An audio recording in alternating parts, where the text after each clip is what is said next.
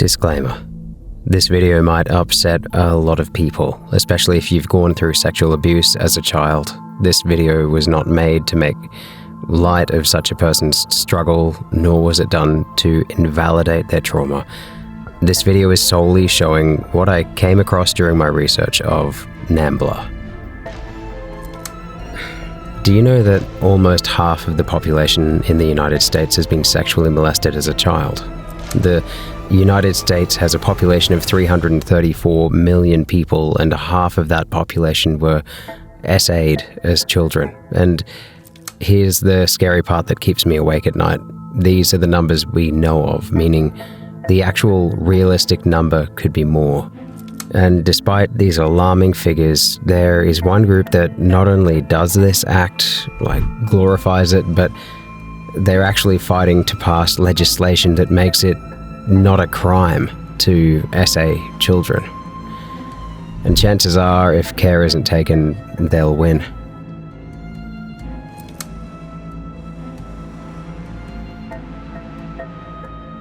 For some of us, the first time we ever heard of NAMBLA was from a South Park episode where Cartman joined the association. We all thought it was a joke, but it turns out it wasn't.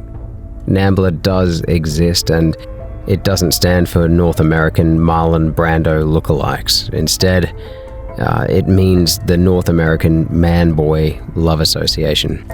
NAMBLA is a pedophilia and pederasty advocacy organization in the United States, and its main goal is to remove age of consent laws that criminalize adult sexual activity with minors, as well as advocates for the release of men imprisoned for non-coercive sexual interactions with kids.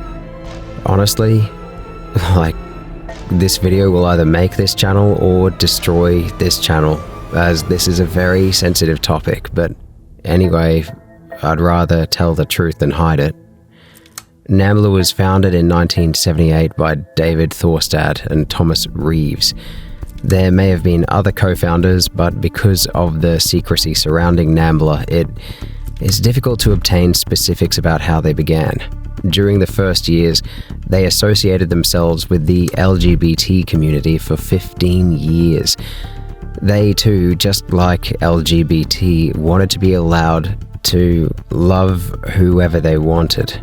They campaigned and marketed their vital desire as a sexual orientation, that children should be allowed to make their own sexual decisions, and that they were also acting as mentors and saving the lives of children from dysfunctional, unhappy homes by being there for them. It was because of their careful selection of words that made the group even exist. It's like when you ask politicians questions and instead of giving you a straightforward answer, they give you carefully well-placed adjectives and synonyms that say nothing, but at the same time sound like they are saying something. At one point, there were NAMBLA chapters in New York, Toronto, and San Francisco. But when the country really scrutinized what their expression of love was, they were immediately ostracized. For the LGBT community, people could get behind their reason, as it was between two consenting adults, but with NAMBLA, it was between a child and an adult man. No matter how you sugarcoat it, it was borderline child abuse and was wrong, and, obviously, the potential to be much more than borderline. Even the LGBT community separated themselves from the association. Then Thomas Reeves, one of the founders, was not only arrested for sleeping with a 15-year-old child, but also admitted publicly in front of a gay writer at some sort of event to having intercourse with boys as young as 14 while he was a fully fledged adult man. Most people don't realize how large this group was in the 80s. The group was once the largest group in international pedophile and child emancipation, which was an international pro-pedophile activist organization that supported NAMBLA's ideas of sex with kids. And the group would have probably been more massive if not for the Boston sex abuse scandal and the unfortunate case of a young boy. but I'm getting ahead of myself here. So currently, the organization no longer organizes regular national meetings, and in the late 1990s, to minimize local police infiltration, it prohibited the development of local chapters. So since then, the organization has shrunk to a few members, with many joining online pedophile networks. So even though they aren't as huge as before, they still exist and even have a website that I am not going to call out or provide links to. But weirdly enough, the focus back then wasn't entirely on NAMBLA. They weren't formed. The focus was on the rising activity of men sleeping with kids, with most being grape. I can't say the R word to avoid YouTube strikes. Even though the group was formed in the late 70s, homosexuality and intercourse with minors was something that was actually prevalent in society. At the time, it was becoming a problem that kids were no longer safe, though. Events like Anita Bryant's 1977 Save Our Children campaign brought this group widespread publicity. Then, to make matters worse, in December 1977, police searched a house in Revere, a Boston suburb, and they arrested 24 males and charged them with more than 100 felony counts of statutory rape of boys ages 8 to 15. During the investigation, Suffolk County District Attorney Garrett H. Byrne discovered that the males utilized narcotics and video games to entice the boys into a house where they were photographed while they engaged in sexual behavior. The men were part of a, quote, sex ring, and Byrne described the arrest as, quote unquote, the tip of the iceberg. Boston Magazine commented on this topic, describing NAMBLA as the most despised group of men in America, end quote, created primarily by crazy boy-loving leftists. The whole country was angry, with some extreme cases of suspected gay people being targeted and murdered by extremists. In response to these occurrences, dubbed the Boston Witch Hunt, the Boston Boys Committee, a gay rights organization, was created, ostensibly to foster unity among gay men, declaring in an official pamphlet that, quote, "The closet is weak. There is strength in unity and transparency." This organization served as an inspiration for the formation of NAMBLA. But here's the sick thing. The NAMBLA still claims that the men arrested had consensual sex with these kids, that they did nothing wrong and didn't essay the kids at all. But the damage to their organization's reputation was done with the 1977 arrest, and whatever defense or excuse the NAMBLA group had wasn't going to help them. Everyone, including their own community of LGBT, hated them. In 1993, the International Lesbian and Gay Association, the ILGA, was granted United Nations consultative status. But NAMBLA's membership in ILGA garnered much criticism, prompting the organization's suspension. Many LGBT organizations called for the ILGA to cut relations with NAMBLA entirely. Republican Senator Jesse Helms sponsored a bill withholding US $119 million in UN contributions until US President Bill Clinton certified that no UN agency offers official status to organizations that condone pedophilia. The bill was passed unanimously by Congress and signed into law by Clinton in April 1994. In 1994 also, ILGA removed NAMBLA membership. Now, one excuse NAMBLA has always had for itself was that all the acts with kids were all consensual, that the kids knew what they wanted, plus they were acting as mentors to these kids, and I'll also provide their theories and belief system of why they think what they're doing isn't wrong but totally normal. But first, let's talk about the one case that totally destroyed the group. Contrary to what you might think, the December 1977 case that saw 24 men arrested wasn't what destroyed NAMBLA. If anything, it was what formed the group officially. They were always there, but as gay people and under the LGBT umbrella. They weren't much of a group, but seeing the hate towards those 24 men made them found NAMBLA officially. So the case that destroyed every shred of hope for NAMBLA happened in 1997. Well, the event did. In 2000, Boston parents Robert and Barbara Curley sued NAMBLA for their son's wrongful death. According to the lawsuit, defendants Charles Janes and Salvatore Sicari, who were convicted of killing the Curley son Jeffrey, quote, stalked, tortured, murdered, and mutilated his body on or about October 1st, 1997. Jeffrey knew Sicari from his neighborhood where he only lived a street away. Jeffrey loved one thing at that time of his life, and that was his bicycle. You could always find him with it, but one day the bicycle got lost and Jeffrey was devastated. While contemplating how he would get his bicycle back, the two men came across him, and because he knew Sicari, he didn't think much of it or see them as a threat. The two men befriended Jeffrey and drove him to restaurants. They proposed replacing his recently stolen bicycle with a new one in exchange for sex. Jeffrey, knowing it was wrong, refused, but the men didn't care, and that was the last time anyone ever saw Jeffrey alive. Janes killed the boy right there in the car's backseat. Sicari admitted to his involvement in the murder, but insisted that Janes was the perpetrator. Now, what does this have to do with NAMBLA? Well, right there in the backseat of the car was NAMBLA literature and a membership card. More were also discovered in Jane's apartment. His web history showed that he visited their website frequently.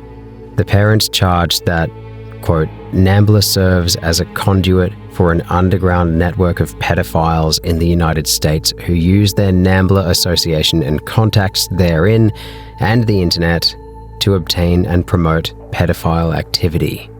Heck. In his diaries, Janes wrote, quote, this was a turning point in discovery of myself. NAMBLA's bulletin helped me to become aware of my own sexuality and acceptance of it. Larry Frisoli, the Curley's attorney, even cited incidents in which NAMBLA members were convicted of sexual offenses against children, claiming that the group is a, quote, training ground for adults who want to seduce youngsters, where males discuss tactics for finding and grooming kid sex partners. Frisoli further stated that NAMBLA sold, quote, the Rape and Escape Manual on their website, which detailed how to escape capture and prosecution. And believe me, I totally see it happening. During this research, I tried to be as non-biased as possible so that I could produce quality work for all of you guys. I tried to see things from their perspective too, and I did see it and I did understand. And before you cancel me, just keep watching, as I did show my findings later in this video. But one thing I can say for certainty is that the NAMBLA website is disgusting and no different from a grooming website you find on the dark web, no matter how they tried to sugarcoat it. I mean, look at some of the things posted here. I'll show just a few from both adult males and kids. These are from kids, and there are a lot of such confessions on the website. Just take my word for it. I did it so you don't have to do it. This is from a man.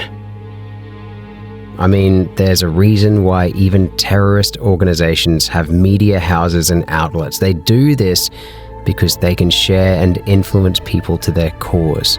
Now, weirdly enough, during the trial of Jeffrey's parents and NAMBLA, the American Civil Liberties Union, the ACLU, intervened to defend NAMBLA's accusation and law case as a free speech issue, saying that NAMBLA is protected under the First Amendment and they can say whatever they want on their website, and giving them a sentence is infringing on their fundamental human rights. And guess what? NAMBLA won the case. It won a dismissal, actually, because NAMBLA is structured as an unincorporated association rather than a corporation, according to John Reinstein, director of the ACLU Massachusetts. While NAMBLA, quote, may extol conduct that is currently illegal, quote unquote, there is nothing on its website that, quote, advocates or incites the commission of any illegal acts, including murder or rape. But despite the fact they won this battle, they lost the war. No one wanted to associate themselves with NAMBLA. I mean, now, as if this wasn't enough, in 2002, criminal charges were brought against 5 Roman Catholic priests in the Boston, Massachusetts area. John Gagan, John Hanlon, Paul Shanley, Robert V. Gale, and Jesuit priest James Talbot. And they were all convicted and sentenced to prison. The ongoing coverage of these cases by the Boston Globe brought the issue of, quote, sexual abuse of minors by Catholic priests, end quote, into the national spotlight. This was the Boston sex abuse scandal I was referring to earlier in this video. The scandal was big. Now, for some of you, you could say that that's just another Tuesday, considering the Catholic Church is the home of many, many sins, etc., etc., but why I brought this specific case up is that one of the convicted priests of the original 5 was not only a member of NAMBLA, but he spoke at a 1978 meeting that resulted in the official formation of NAMBLA. His name is Paul Shanley, in case you were curious. In February 2005, he was found guilty of indecent assaults and the rape of a male minor and received a sentence of 12 to 15 years in prison. Now, I'm not going to try and destroy your faith in the church. There'll always be bad eggs in every field, but I brought this up to show that NAMBLA's case, or excuse for being non-offending as they call themselves, was very seriously nothing more than just a lie. From my research, I've pinpointed 3 main excuses or theories that NAMBLA gives in favor of their acts. And their theory is so compelling that if you're not careful, you'd think that they were right, especially the 3rd theory. But let's start with the first theory.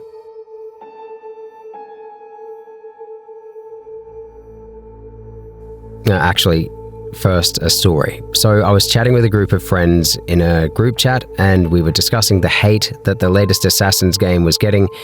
And one thing led to another, you know how these chats go, from game to culture to history and so on. And someone told me to Google the word Shudo, and I was speechless.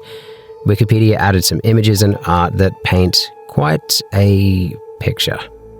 Or when I watched a YouTube video, much like this one, talking about how ancient Romans behaved with kids, I was shocked. The movie 300 certainly lied to us about certain things.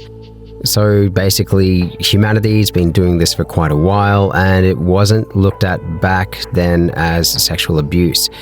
And this is one excuse the NAMBLA group always spew up in their argument, that humanity since the dawn of time has always been involved with pederasty.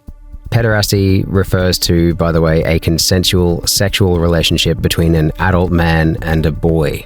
It was a socially acceptable practice in ancient Greece and Rome and other parts of the world, including pre-Meiji Japan. And sure, you might say that was in the past, it doesn't apply now, but sadly it still does in some countries. There were multiple cases where the US Army had fights with the Afghanistan Army that were on their side because of this. The US Army couldn't understand the Bakabazi practice of Afghanistan, where men buy and keep adolescent boys, sometimes called dancing boys, for entertainment and sex. It's a custom in Afghanistan and historical Turkestan, and often involves sexual slavery and child prostitution by older men of young adolescent males. And it is still practiced. Every year, 12 million girls get married before the age of 18, but it's not tagged as pedophilic because this is tagged as a child marriage, and it's a norm that occurs across borders, cultures, and religions. So it's not just the boys that are being targeted, but the girls too. Child marriage is most widespread in Nigeria's northwest and northeast, with 52% and 51.1% of women aged 20 to 24 marrying before the age of 18. The population is over 223 million as of 2020. So do the maths. It's not just in Nigeria or Africa either. This practice is also prevalent in South Asia, Southeast Asia, West Asia, Latin America, Oceania, and even in the United States. In the United States, child marriage is legal in 38 states, and it was quite recently that states started, abolishing child marriages. More recent than you'd think. In 2018, Delaware became the first state to ban child marriage without exceptions, followed by New Jersey the same year. By the way, if you were wondering, India still remains the largest total number of child marriages in the world. Which actually brings us to the second excuse given by NAMBLA: culture.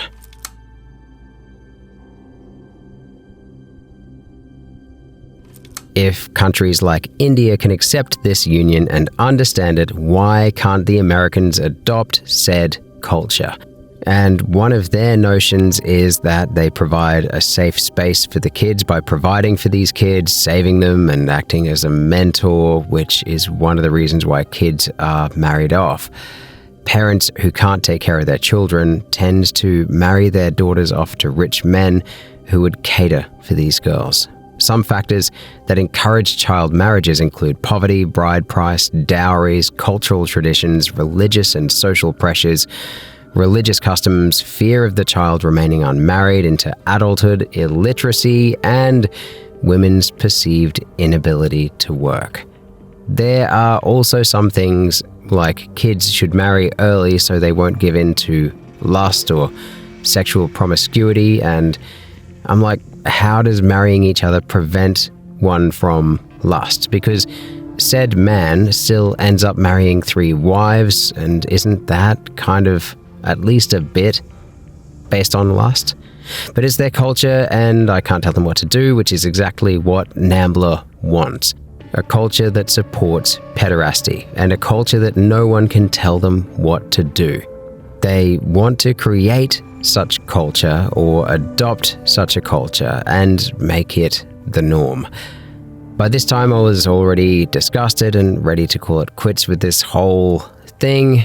Then I stumbled onto their last point, which, to be frank, made more sense and was more logical than the previous two. I'm not saying it's good, I'm just saying it's more logical than the previous two. Their third excuse is that they were born that way.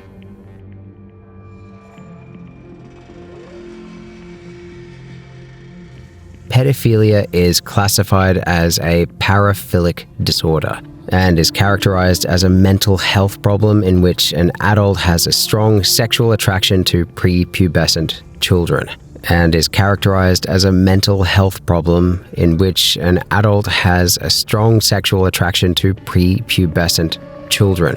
Now, attraction alone doesn't simply mean that they've molested or will molest children and such. One example that was given is how just because a man is attracted to a woman he likes, he doesn't just attack her. He takes his time to get to know this woman better and see if there's a future for them both. Anyway, that's how I was raised. And in that way, I understand because, just because I see an attractive woman doesn't automatically make me a rapist or a threat. I would have to act on it to be classified as one, and most of them never act on it. Psychiatrists and criminologists agree that child abusers are different from pedophiles. Child abusers are usually driven by a desire for power or control. And when you look at it this way, it does make sense. They are looking for help, but unfortunately, when they search for help, they're placed on a watch list instead of getting that help that they need. In such, there is a word that they are hoping will replace the word pedophiles, and that is MAP, which means minor attracted person/people. But anyway, I'm not here to talk about the latest lingo to classify pedophiles. I'm here to talk about paraphilic disorders. People with a paraphilic disorder may have an impaired or non-existent capacity for affectionate, reciprocal, emotional, and sexual intimacy with a consenting partner. Other aspects of personal and emotional adjustment may be impaired as well. And there are supposedly 3 reasons for this. 1. Anxiety or early emotional trauma disrupts proper psychosexual development. So, to simplify what I just said, it turns out that many people with paraphilia tendencies or disorders had histories of childhood trauma, abuse, or rejection by parents or caretakers who were excessively aggressive or neglectful. In such a perfect example of this is Jeffrey Dahmer, a known pedophile, rapist, and murderer. He's the perfect case study because if his parents had paid more attention to him, things would have turned out very differently for him. And there is a hypothesis that these patients may have been exposed to adult sexuality too early, either by overt sexual abuse in childhood or upsetting pornography in early adolescence, especially in the cases of men. Unlike the female child, who is given much more attention when it comes to sexual abuse, the male child isn't given that. If anything, if a woman in her 30s or 40s sleeps with a 12-year-old boy, the 12-year-old boy is anecdotally hailed as a stud and that he should be happy a woman was willing to sleep with him. Take a moment to understand what I just said, because most men who were raped as boys were told to be happy about it, and these boys can grow up with unhealthy sexual appetites. According to the Archives of Sexual Behavior, 46% of homosexual men and 22% of homosexual women reported being abused by someone of their own gender. In comparison, just 7% of heterosexual males and 1% of heterosexual women have reported being molested by someone of the same gender. Now, obviously, there's correlation, not causation there, so I don't want to be caught out on that. I'm just pointing out some statistics out there. David Finkelhor, a well-known child sex abuse researcher, discovered that boys who were assaulted by older men were 4 times more likely to engage in homosexual behavior than non-victims. The reasons for that are obviously complex. I'm not trying to oversimplify anything here. Now, according to a child abuse and neglect study, 59% of male child sex offenders had contact sexual abuse as children, and according to the Journal of Child Psychiatry, boys who have been victimized may reenact their experience as perpetrators and others as victims. And the crazy thing is that the real percentage of male child sexual abuse victims is likely to be higher than the estimates provided. Many academics agree with the Journal of Child Psychiatry study, which also talks about the, quote, underreporting of the incidence and prevalence of sexual abuse in boys. So basically, what we're saying is that, not everyone's talking about their sexual abuse. So, obviously. So while we know these figures, that is already alarming, and there is a lot, and I mean a lot of people's experiences that were not included in these figures. Now, I remember a Facebook post that went viral about men sharing their abuse cases, and I was shocked by the #MeToo movement. It was like 80% of men in the world were sexually abused as kids by adults, and some even confessed to that it messed them up sexually and emotionally. There are so many reports on this that it was truly eye-opening. I got a lot more than I thought I was going to get out of the research in this video. Truly, hurt people hurt people. Now, that's not to say everyone who's gone through some sort of abuse will end up being a pedophile. No, that's not what that meant. But there are tendencies for some people to be that way, either as a way of overcoming their abuse by inflicting pain on others or as a means of control. Paraphilic fantasies, which frequently begin in adolescence as an escape from painful sensations and traumatic events, can lead to paraphilic activities that become habitual and dominate a person's social and interpersonal interactions. The paraphilic act instills a strong sense of excitement, control, and triumph, and produces a scenario in which the dreaded position being overwhelmed or entirely controlled by another, as in the initial childhood experience, is inverted. So that's number one in explanations for paraphilic activity, right? So 2, the second reason provided by psychology is that the typical pattern of arousal is replaced by another, sometimes as a result of early exposure to highly charged sexual experiences that reinforce the individual's unique feeling of sexual pleasure. This is why it's advisable to stop watching porn. Porn does this so well by rewiring your brain to the point that nothing else does it for you except for weird, creepy, illegal sex stuff. So this is the reason why child sex offenders or pedophiles' laptops are always filled with CP. 3, the pattern of sexual arousal by pedophiles often acquires symbolic and conditioning elements like the CP I mentioned just now. So, like, you condition your brain to only think of CP until one day you find yourself flying to Vietnam or Thailand to sleep with kids.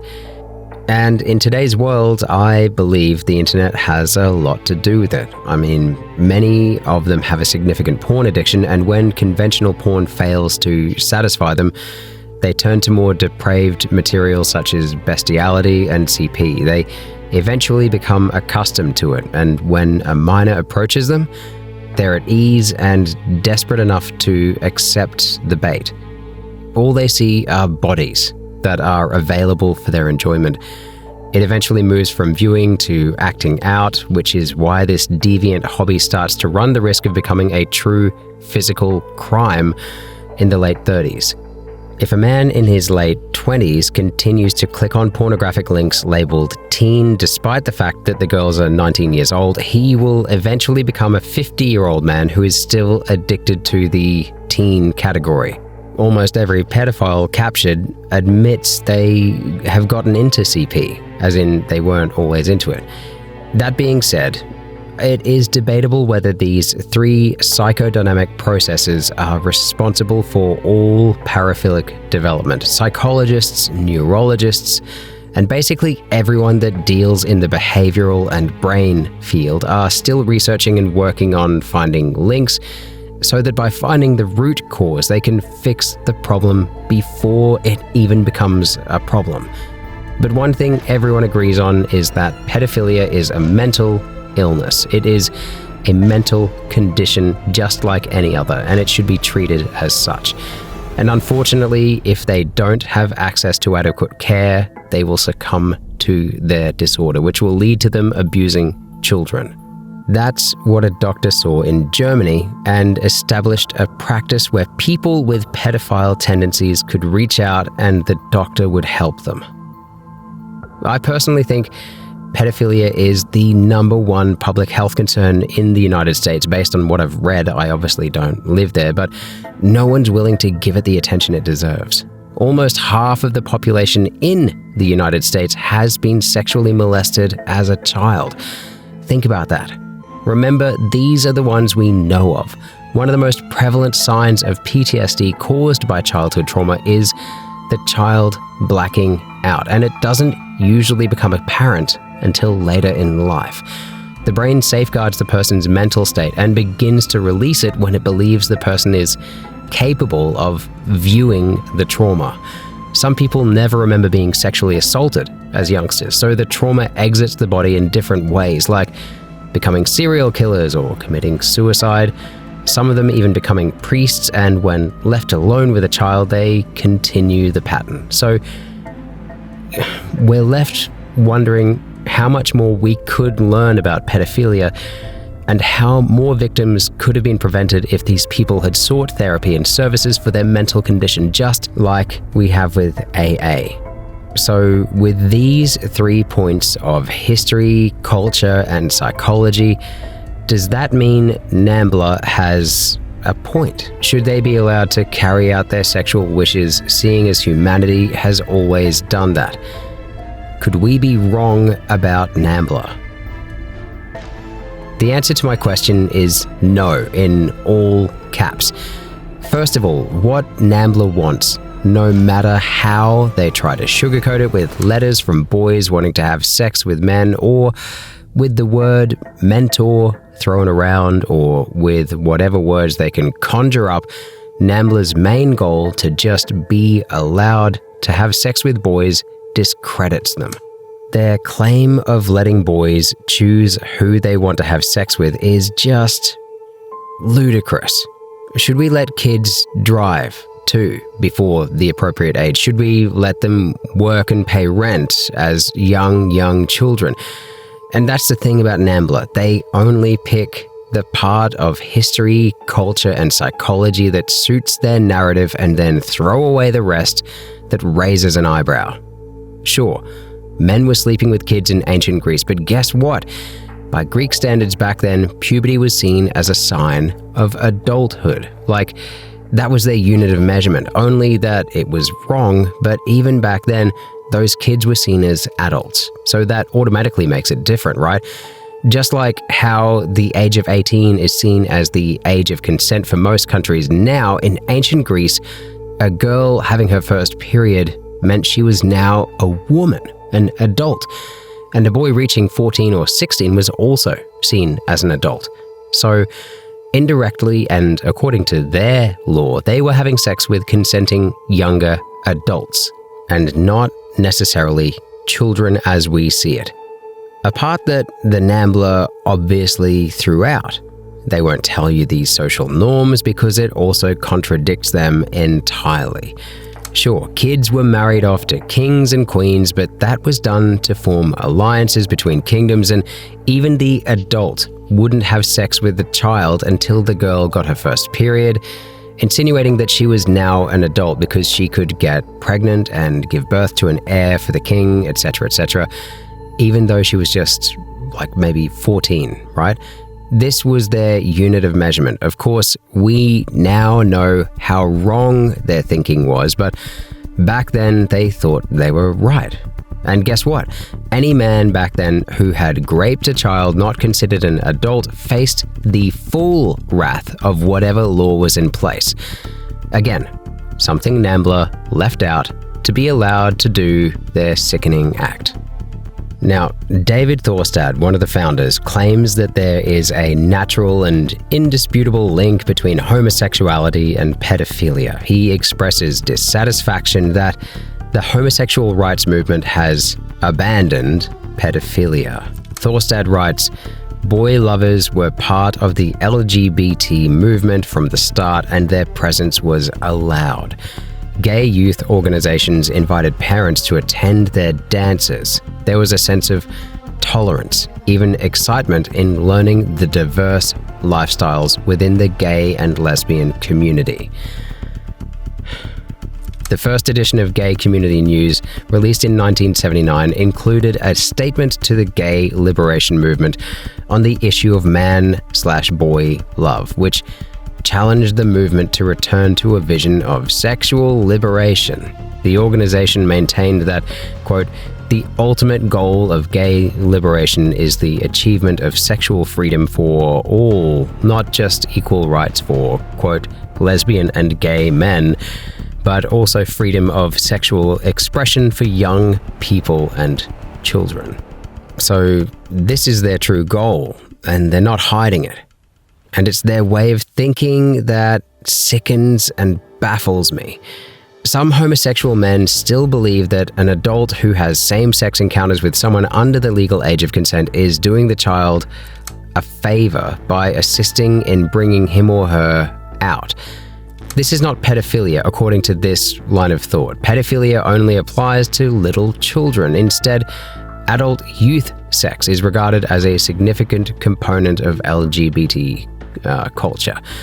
You can see how they are shifting goalposts. The problem with accepting everyone with their sick ideas of free expression is that you have to accept everyone, and if we accept everyone, there would be chaos. That means I could do bad things to other people and claim it is my form of self-expression. Or, don't you know, grape is also a form of expression for grapists? Because there are people like Jeffrey Dahmer who only get a kick when it's taken by force. And if you're watching this video and you fall into this category of MAP or pedophile and you're trying not to act on it, by the way, I would advise you should seek professional help. There are some links in the description below where professionals can actually help you with this. And no matter how NAMBLA tries to defend itself with science, actual science will always prove that it's wrong, be it from a historical background or psychology or whatever. What is wrong is wrong. Children are vulnerable. Pedophiles are aware of this, thus they target minors. And the reason children are so vulnerable to pedophilia is because children are naturally curious about a variety of topics, including sexual activity. A pedophile takes advantage of a child's natural curiosity to cause harm. Secondly, children have been instructed to respect and obey adults. A pedophile will take advantage of this situation as well. Third, children, particularly those from broken homes, seek attention, affection, and approval from adults. A pedophile will exchange a child's adoration for sex. Finally, children are afraid to admit wrongdoing. They frequently do not betray their pedophile partner because the pedophile has threatened them with harm or similar if they do. Pedophiles who are looking for an expert to justify their actions as normal sometimes turn to psychiatric and psychological institutes. For example, many pedophiles cite a 1998 American Psychological Association (APA) study arguing that sex between adults and children might be beneficial to quote-unquote willing youngsters. The same article suggests that we avoid using terms child abuse, molestation, victims, and adult child sex while discussing this topic. By the way, the APA later changed this article, but many pedophiles still use it to justify their behavior. Another one is Dr. Richard Gardner, a child psychiatrist at Columbia University who believes that all sorts of deviant sexual conduct should be tolerated, including adult-child sex, intercourse with the dead, sex with animals, and even excrement. But you know what? I don't blame them. It's the government I blame. We're asking the wrong questions. You know? Like, take this short history lesson, for example. Alfred Kinsey, a self-proclaimed sadomasochistic child and animal sex offender with a bachelor's degree in biology, was able to pass himself off as a scholar and gather enough money to support an entire institution dedicated to the promotion of sexual perversions. Like, he paid several pedophiles, as well as parents and fathers, to great babies and toddlers for research purposes of human sexuality, all of which are chronicled in his book to this day. And all these were backed and sponsored by the US government.